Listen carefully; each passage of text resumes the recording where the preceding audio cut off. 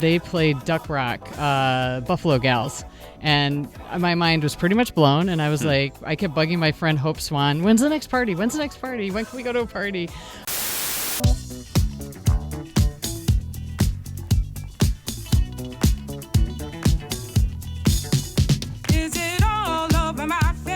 Hell yeah!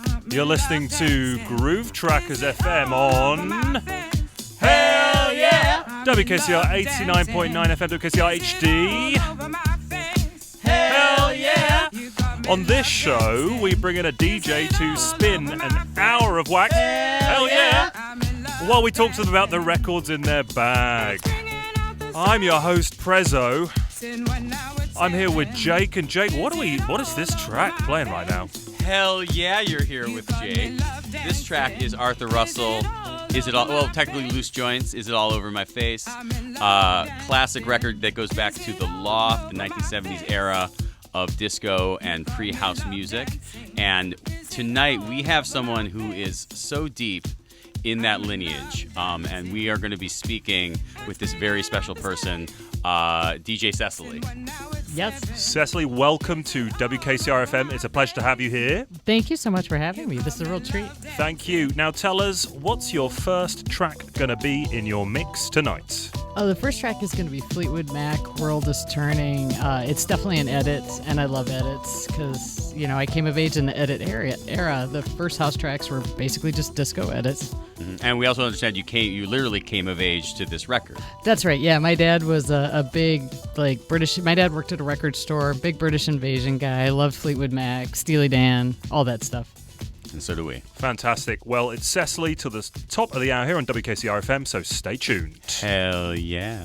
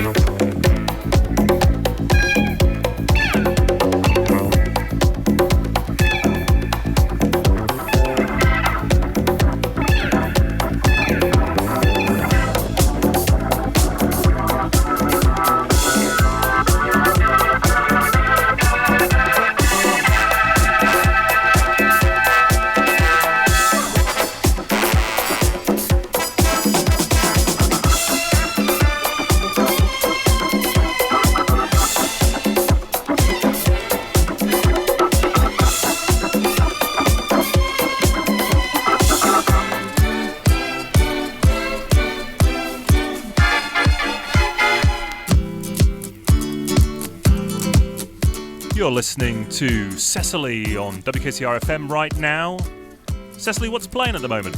We've got Love Committee, Law and Order, and this is a Dimitri from Paris edit, but a very faithful edit. Absolutely, absolutely. And this, of course, is a big New York record. New York in general, but I know it's from the New York era of your life. But you just moved us through a really nice little kind of childhood suite of music that comes from the time that you were growing up. Talk a little bit about that. So I grew up listening to a lot of like Fleetwood Mac, Steely Dan, things like Toto. Toto, who I recently found out played on the Thriller record, so I feel like I can include Thriller. Mm-hmm. So a lot of that kind of jazz funk vibe, and then classic rock, but kind of funky classic rock. Okay, all right. And how did growing up on these records inspire you to get out and go dancing? Were they connected, or was it like a completely disparate thing? Apparently, ever since I was a baby, I loved to dance, and I liked anything that had a groove. And so even though my dad was like more of a British invasion, like West Coast jazz funk guy, I could connect to that because I liked to dance. Disco was around, but I wasn't quite old enough to go buy records or anything like that. So I think all of this early groove-focused stuff made me want to go out, go dancing. And I'm also a people person, so... Nice. Yeah. Do you remember the first time you went to a party? First time you went clubbing? The first party I ever went to was at the Fair Oaks Lounge in Minneapolis, and they played Duck Rock, Buffalo Gals. And my mind was pretty much blown, and I was like, I kept bugging my friend Hope Swan, when's the next party? When can we go to a party? But there was like a dance circle, and people were stepping in and out of it, and it was a transcendent experience. Amazing. And somehow that experience got you to Chicago. Talk a little bit about that. Yeah, it did. I had a number of friends that were coming up from Chicago to Minneapolis because it was slightly better economy, more jobs, and they were bringing their records with them. And so my friend Freddie Lopez would throw parties in the neighborhood, and every month he would go back to Chicago and he would go pick up a crate of records. So I was really lucky enough to hear early Chicago house records in real time, which is massive because there was no internet, I wasn't old enough to drive anywhere. It was just pure luck. Mm-hmm. And was there any seed, I know that you didn't start DJing until you came to New York, but was there any seed of being a party maker, a party thrower, a DJ for you in Chicago? Was there a moment that you went from, I'll use your words that are going to be at the end of the show, you went from a hold my hair girl to totally. Maybe being a little more serious about the experience?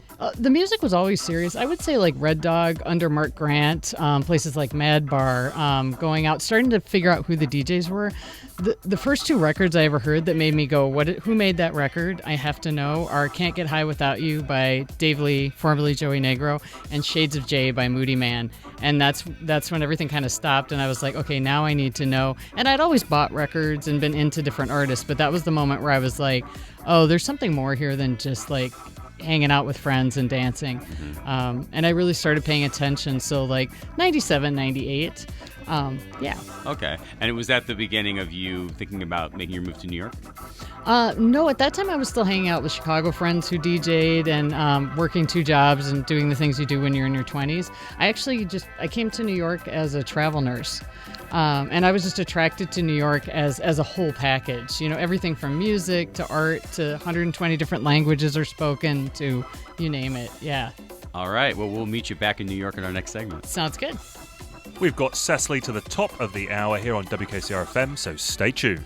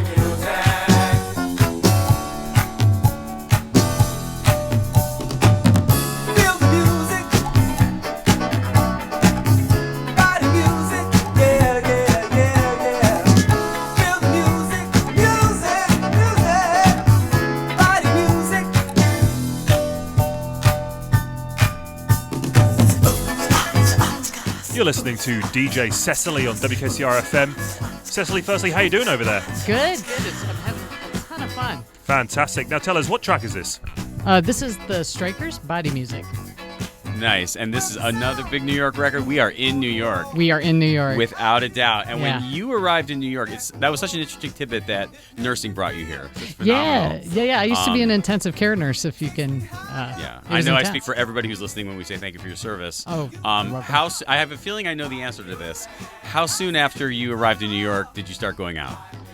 2 minutes. That was yeah. immediately was Yep, going yep. to be. Yeah, I went to Satellite Records down on. It used to be on just off Houston Great. Street. And we're talking 2004, 2005. Yeah, and this guy Derek worked there, and he was like really great. He was like, "What are you into?" And I told him, and he handed me a 718 flyer and was like, "Go to this party." All right. And I've been going ever since. I love Excellent. that party. And from yeah. from the 718, obviously met a ton of people. Tons. Went to a ton of places. Where did 718 take you? People you met, places you went. As you got into the scene. 718 took me probably to Victor Rosado and to Elvin Reyes and my friend Spencer and a few other people that I knew early on. It also took me, I think I discovered Dope Jams because I lived in the neighborhood, but it took me to Body and Soul for sure. Yeah, exactly. It took me to Cielo for Francois K. And then APT I discovered kind of randomly because I had a friend who bartended in the area who could get us in after 4. They're closed, so it's okay. I can say that. We would sneak us in after 4, and we'd stay till 7, and yeah. Nice. So those are your 2000s. A little bit later, I think you mentioned, when we were off air, going to Laban. Yes, I love Laban. Absolutely. And when you moved here, were you? And once again, our conversation from before is going to be at the end on our SoundCloud. So if people want to find out more context, you can go there. But you mentioned that obviously you're talking about clubs that were in Manhattan, but did you live in Bushwick from the jump when you got here? No. I lived first in the East Village. Then I lived for 1 year in Long Island City when there was nothing there. And then I moved to Bedford-Stuyvesant because I had been buying records at Dope Jams. And there was a great little coffee shop called Output. And they did a queer party called, what the heck was the name of the party? Oh, man. So is that the Output you were talking about in our conversation? No, sorry, okay. That was Outpost. Output was later, got it, but this was Outpost, and they did a really fun queer party that I used to go to. So that's kind of what attracted me to Bed-Stuy, and I've lived there ever since. And that was what time frame? 2008. 2008. Yeah. Okay. I've been there. So how did you find when you moved to Brooklyn in 2008? Talk about the scene or lack thereof. In Brooklyn at that time? There wasn't a lot. Dope Jams was fantastic. There was DJ Spinna was doing a great set of parties. He was doing Prince versus Michael Jackson over at the Domino Sugar Factory, and he did a bunch of stuff at Sputnik, which was a great spot. It had a basement, and actually Lisa Shaw used to do a party with my friend Chris. Lisa Shaw from Naked Music, and she would sing live when she was in town. And so it was all this stuff that was kind of off the radar, but really, really cool. Right. Yeah. But a dearth of things, and so you weren't finding what you needed, so you had to start your own. So I get to exactly right. Now we're getting to the meat of the sandwich. That's right. What I'm dying to talk about, which is tell us what led you to open Starview, he said as he got goosebumps up and down his arms. Basically, it started with neighbor complaints. I was learning to DJ. All my friends were DJs, and we would get together and we'd play records together. But as Brooklyn was changing, people were moving in and we would get some noise complaints. So we decided we were all going to chip in and rent a space. Can you talk about who we all are? This was me. This was Anthony Jasper Marin, who's now a DJ in Detroit. He was the architect of the venue. And then Elias Gawin, who was our sound engineer. I picked all the equipment, but I'm not a sound engineer. I don't know how to tune a room. So he was the guy who came and really made that happen. And when you picked the equipment, you knew to pick Klipsch speakers. Yeah, talk a little bit about your discovery of Klipsch. Klipsch was just sort of, a lot of people I knew were loft heads, like Elbin. I had gone to Victor Rosato's parties on Houston Street. And so people had the gear, and they were kind of, I would just go to their houses and hear it. And it was amazing because my ears were a little blown from clubbing, so that kind of warm sound is really friendly to your ears. And it just feels different being in front of Klipsch's versus JBL's. I can feel the difference. So I started collecting the gear. We rented the space, but we discovered that there's more to it than just renting the space. You got to figure out how you're going to pay the lights and the door person and stuff. So we started just charging a $10 cover. And our first party was No Ordinary Monkey, and everyone came, and it went till 7 a.m. And everyone meaning brilliant. Every DJ in New York, right? Every DJ and all their friends. Yeah, it was really great. And so because of that, we had so many amazing people play over the years. I was really lucky. Ellie Escobar, Lloyd Ski,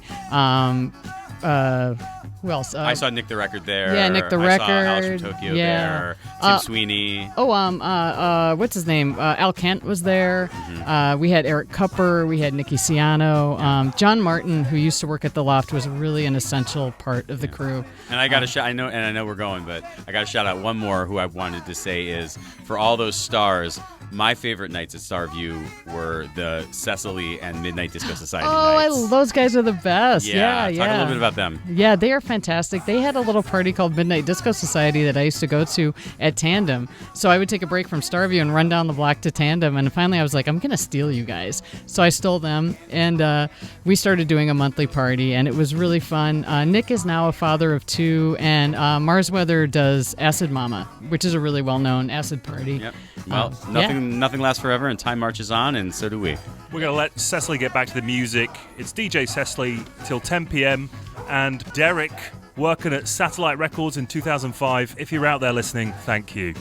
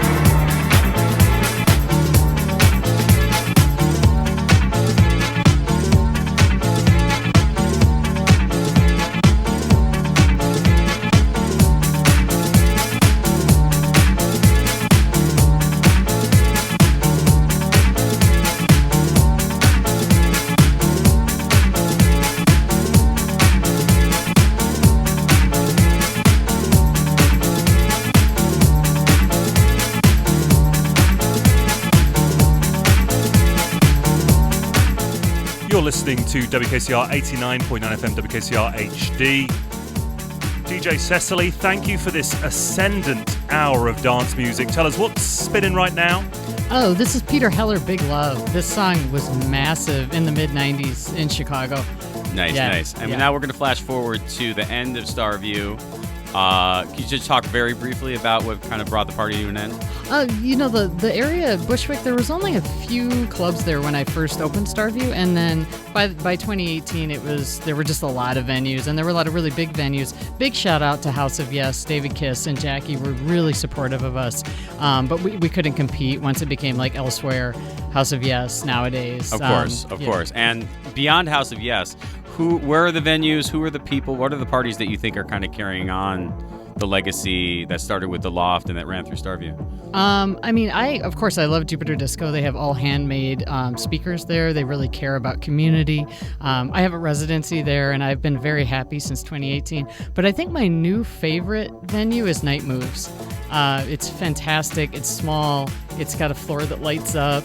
They don't let you in unless you know the DJ and you actually want to be there. You don't see phones on the dance floor. I would say that's my new hot pick. That's great. Do people? Obviously I have been stalking you, but aside of me, do people come up to you and talk to you about like what Starview meant to them? Yeah, they do, and it's amazing because in my head it was just a small venue and it was something we tried out, and but people do remember it. I have a whole handful of friends who I met because they came to Starview and they were patrons, and they're still good friends of mine today. So it was an amazing experience. Well, on behalf of all those people, thank you so much, Cecily. Oh, well, thank you. Thank you for having me. This has been fantastic. Thank you for coming on, and tell us what week of the month can we catch you at Jupiter if we want to go dancing? It's not always the same day, but I'll be there tonight, and then I'll be there March 1st, and I am there every month, but the day rotates. Got it. Well, if you want to keep up with Cecily, Groove Trackers FM over on Instagram, you'll find her there. Drop us a comment, shoot us a message. We love to hear from people listening along. And with that, we're going to sign off. So, Jake, have a nice evening. Sweet dreams, Jake. Hell yeah. Sweet dreams, Cecily. Thank you. Thank you for having me. And thank you to all of our listeners out there in New York. Good night.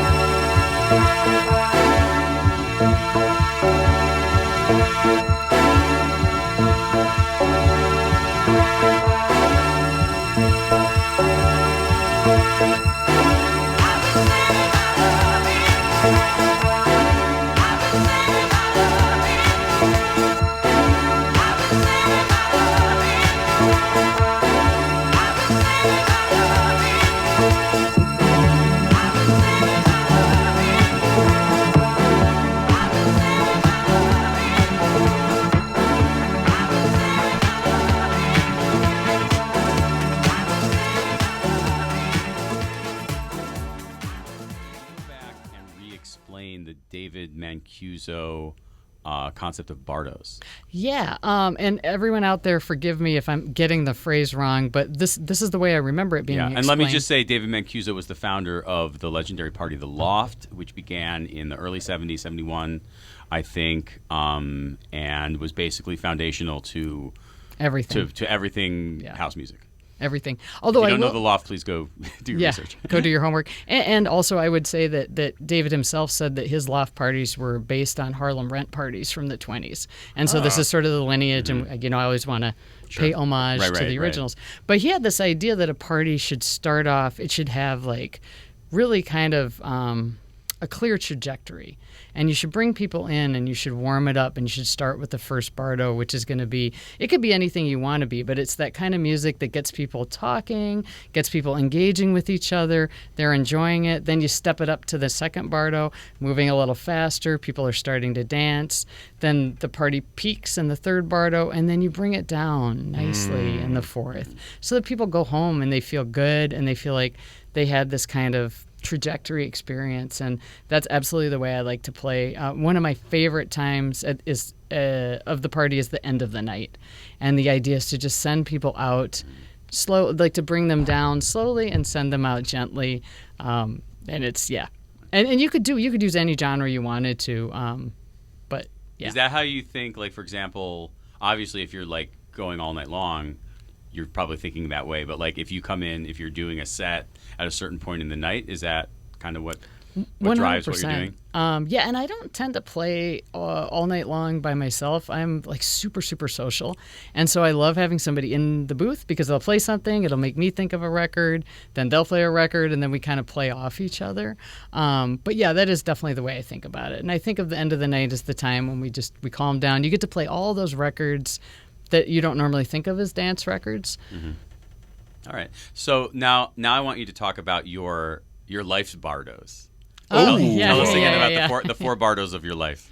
Yeah, so I was born in the early 70s, and so I grew up with a lot of British invasion, which is what my dad was into, although he really liked Motown. And I remember him turning me on to Motown and the way he turned me on was he was like, this little guy, Michael Jackson, who's singing is your age. And I was 6, and I was like, wow, that's so cool.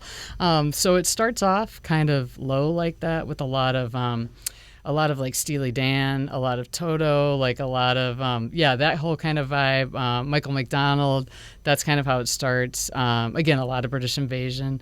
My stepmom was really into like Phoebe Snow, a lot of David Geffen produced stuff, a lot of Joni Mitchell, which if you have a nice sound system, by the way, run out and get a Joni Mitchell record and put it on, and you will hear the most amazing sound staging you've ever heard.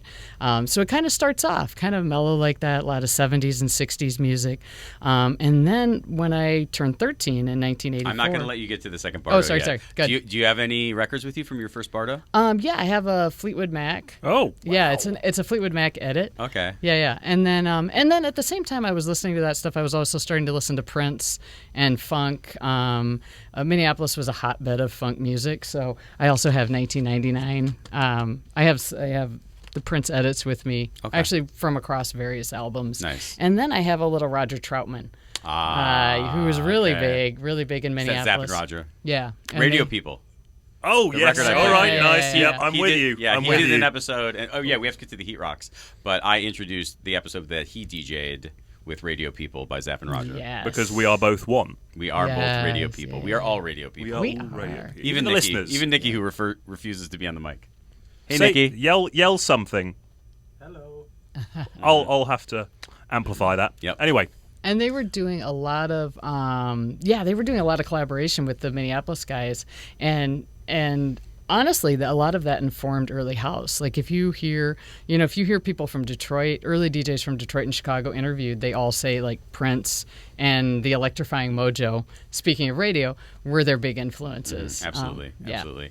Now we can get to your second bardo. Yeah. So and your discovery, the bardo of discovery. The second bardo discovery is early house music. And we had a lot of people migrating up from Chicago.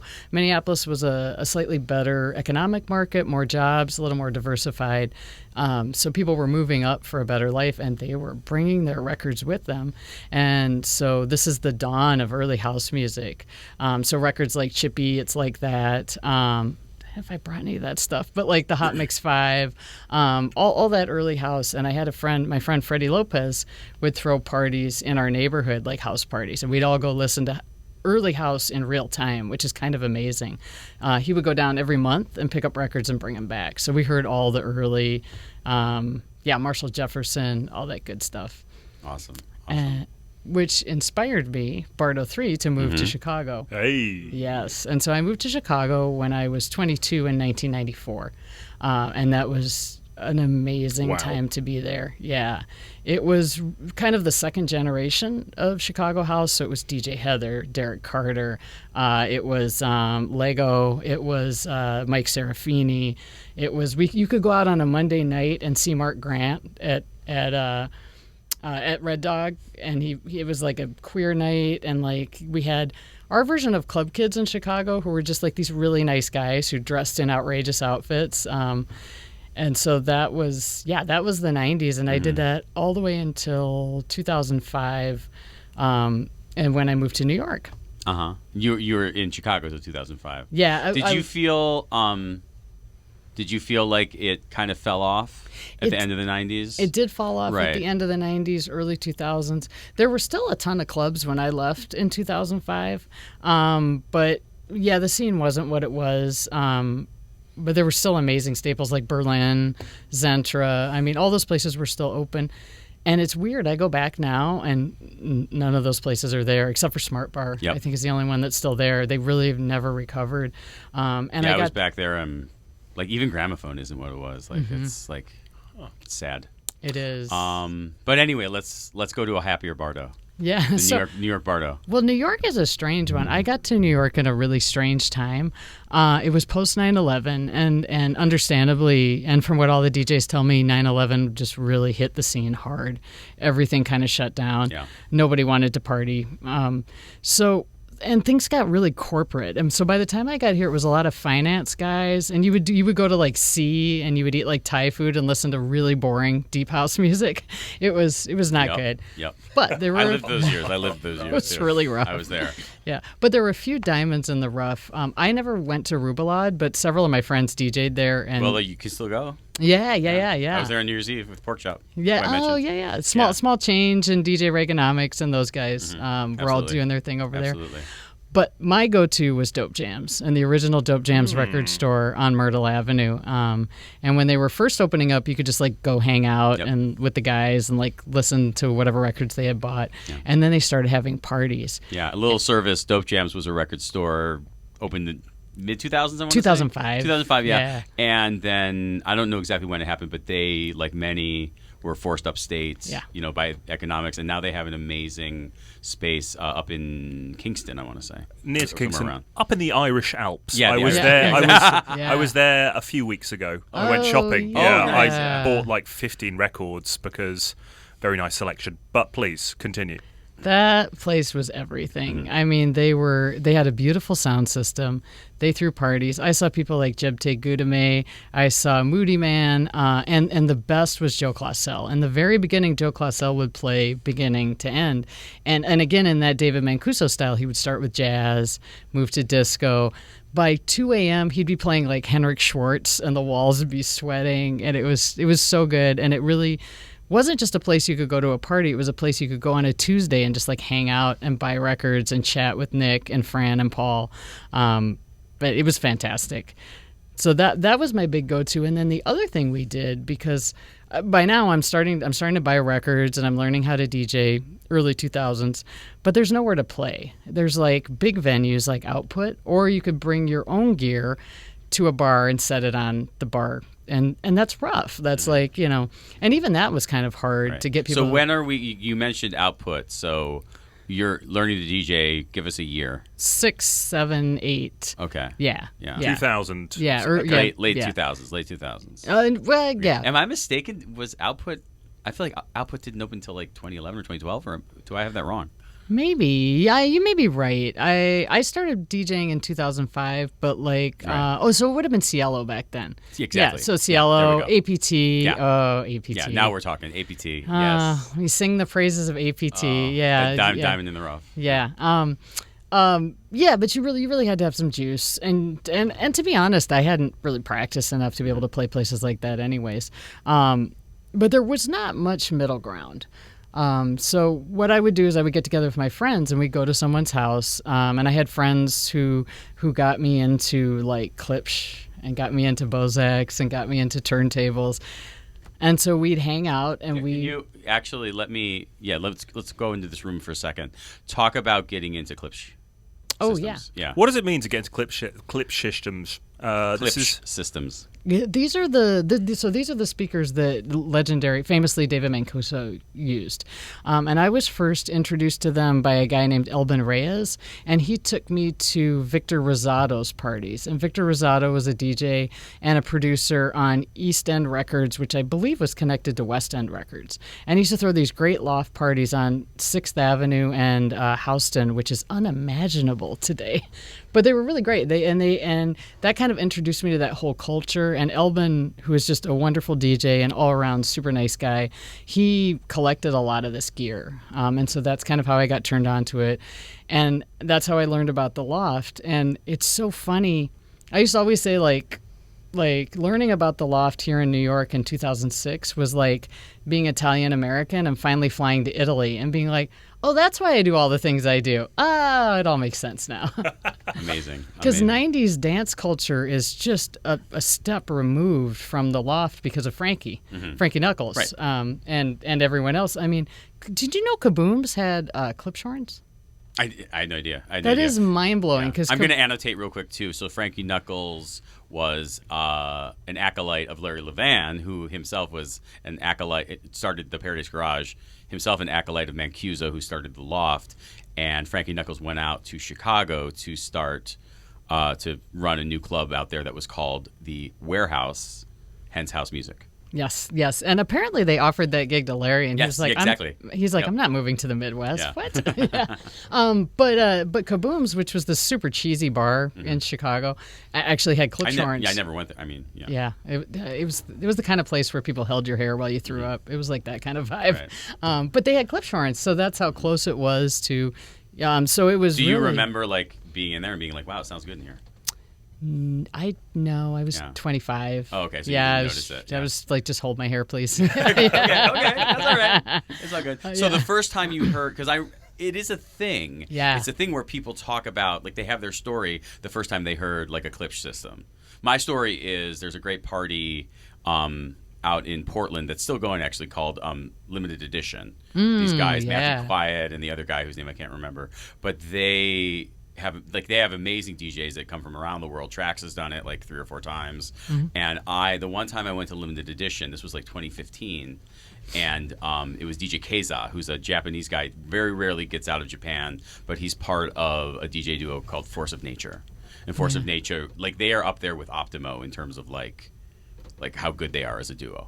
But yeah, so it was the first time I heard Eclipse. It was like you're talking about, like setting up just like in a party space that they had. Yeah. And it was the most unbelievable, sound I'd ever heard. Yeah. And that was it. I was hooked. So for you, when was that? It's a little stranger. Yeah. Because so it's going back 20 years. I can't remember if Victor had Klipsch or not. If he did, that's the first place I heard them. Okay. I think it probably is the first place I heard them. But I also had a number of friends. My friend Derek, who worked at Satellite Music. I had a friend Spencer, and then I had Elben, and they were all just collectors of gear. So you would go to their houses and you'd hear like Heresies, or you'd hear Cornwalls, or you'd hear big old Klipsch horns.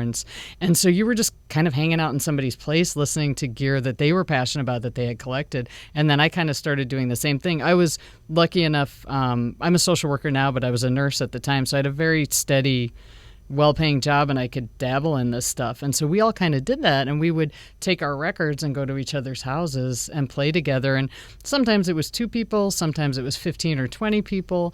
And it was a really fun way to learn the gear and to learn how to play, because we'd play ones. So you could train wreck your first mix, and you'd be like, fine, in 2 records I can play again. And so that's kind of how I got introduced to both DJing and vintage gear. Nice. Really random, yeah. So it seems like now all the pieces are in place. The table is set for you to go out on your own and start your own venue. Exactly. Which was also random. It was born of a lot of neighbor complaints. So we were all living in Brooklyn as Brooklyn was changing. So people were starting to complain. I'm going to stop you here because this is definitely a room we're going to go into on air. So Oh, I yeah. don't want you to burn great stuff. But if you could just give like the real, like Cliff Notes version of like how did Starview start, like right now? Yeah. So people were complaining, so we started looking for a space where we could all play our records, and I learned it was a lot more complicated than that, that you had to get a commercial space, which involved commercial insurance, which involved rent, which wasn't too bad, but then you had to figure out a way you were going to pay that rent. So all right, let's just start throwing parties, and that's what we did. We set up the sound. I had Can you talk about who we is? Oh, we is myself, Anthony Jasper Morin, who was the architect and built the booth, and then Elias Goodwin, who's a really excellent sound engineer. He lives upstate now, but he helped tune the room, and he helped me learn about things because it was like an old warehouse space that sounded terrible. So he helped me tune the room, and he helped just tighten it up and make sure it sounded good. I purchased all the equipment. I put it in place. So it was kind of the three of us together made it happen. And then the very first party was No Ordinary Monkey, which was fantastic. And tell us, give us a year now. Where are we? 2013, February. 2013. Yeah. All right. And that party, all the DJs came to, and so they all wanted to play, and they were all just really lovely people. And I started booking them, and it ran for 5 years. Is that all? I did a monthly myself, so it ran 2013 to 2018. 18, okay. And it was sort of like, when I first opened, it was like me and maybe two other underground places. There were really no clubs over there in Bushwick. Right. And so as they started to come in the beginning, they were sort of helpful to us. Yeah. This is where I want to say, and once again, this is sort of like listener service. I want to say that during this time, this is really when like output had kind of just started. I want to say that Bossa had only been open for like a year. So Bossa wasn't really Bossa yet. Yeah. I think a lot of the people who are famous now were like cutting their teeth there. No House of Yes, no Elsewhere. No House of Yes, no Elsewhere, no Nowadays. Yeah, none of that. None of that, right? No, none of that. And Cielo was maybe still open. I think Cielo, I know it was still open, but it certainly was a shadow of its former self. Mm-hmm. You had Laban, which is where like a lot of like I was a big Cielo person, so like a lot of the Cielo guys like went to Laban. So that's sort of the landscape. Is it was really kind of a desert in those days. Mm-hmm.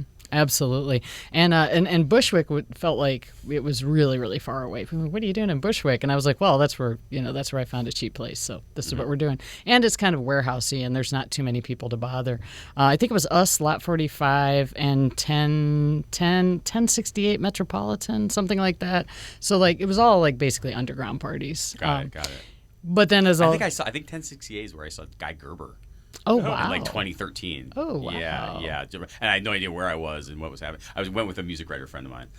He was interviewing him. Yeah. But that was like, I was like, oh, wow, this is happening. Yeah. That was actually the moment that I got back because I got away from dance music. Mm-hmm. Once again, this is not important to anyone but me. This will be cut.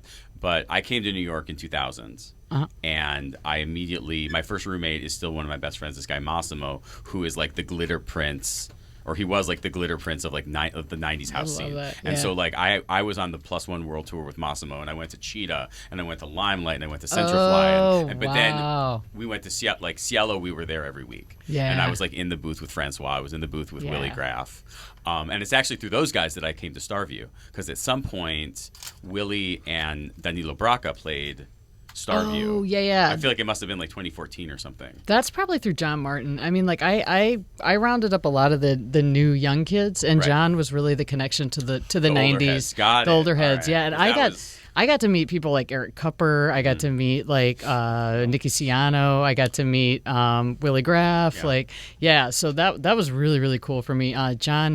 John and Nini, who was also part of the Loft, were absolutely essential in keeping Starview going. I'm glad you brought the Loft up again, because I wanted to ask you, it kind of sounds like you were hanging around with Lofties, but you yourself, you're not talking like a Lofty.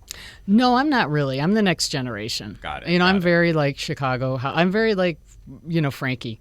Okay. That's much more the world I come from. Okay. So the piece of the bit about Starview that felt like the Loft, it was coming from John. Maybe. Maybe just it's the same aesthetic. Yeah, it's all the same aesthetic. I mean, pretty much everything comes from the Loft. Okay. And I mean, if you think about the way Dope Jams was set up, or the way Dope Jams functioned, it's sort of a modern iteration of the Loft. Okay. I would say even if I wasn't 100% aware of the history. I was channeling it because I came from Chicago and Frankie. Okay. Yeah. So how did it end? Why did it end? And where have you been going? And where are you going? Well, so it ended in 2018, and it mostly just ended because so many venues opened up around me. It was kind of hard. We got to where we could probably do 3 or 4 good parties a month, but it got really hard to compete. I guess I can say this now, but we didn't have a bar. We didn't have a liquor license. We towards the end, we didn't have to be as careful about advertising because there were bars all around us. Huge shout out to House of Yes, by the way. Jackie and David were very supportive. They would promote. They would come to our parties. They really gave us a second life when it was getting sketchy. But also it was the only thing I was doing, and it wasn't quite enough. I had left nursing, and I wanted to go back to doing some kind of service, human service. And so I went back to social work school, and I had to get a graduate degree for that. So it felt like it all kind of came together at that time. The neighborhood had changed. I wanted to do something else. And luckily, people knew me well enough that they were willing to start booking me.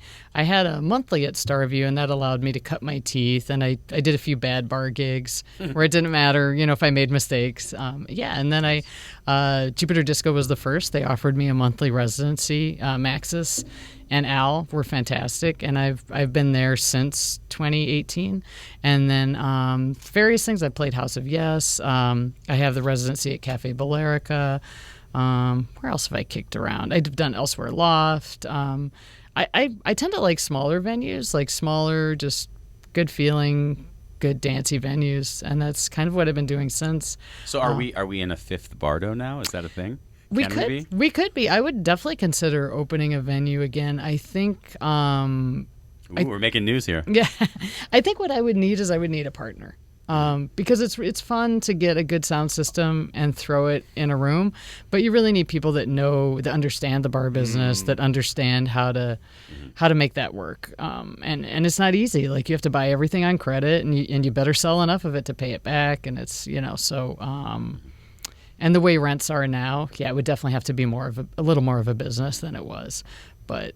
But we know plenty of good venues like Good Room, like nowadays, that have a nice feel, like Public Records. Nice. And they are commercial businesses, but they don't make you feel like you're being... And this is a room we're going to get into on air for sure, is sort of like, what is the legacy of Starview, and where do you see, that lineage that goes back to Mancuso? Like, where do you see it, like, living on in New York? We'll definitely get to that. Okay. But yeah, I think that's it. We can get into this wasn't even the show proper, would you believe it? Yeah, this is just the but pre-show chat. That was really cool. That was really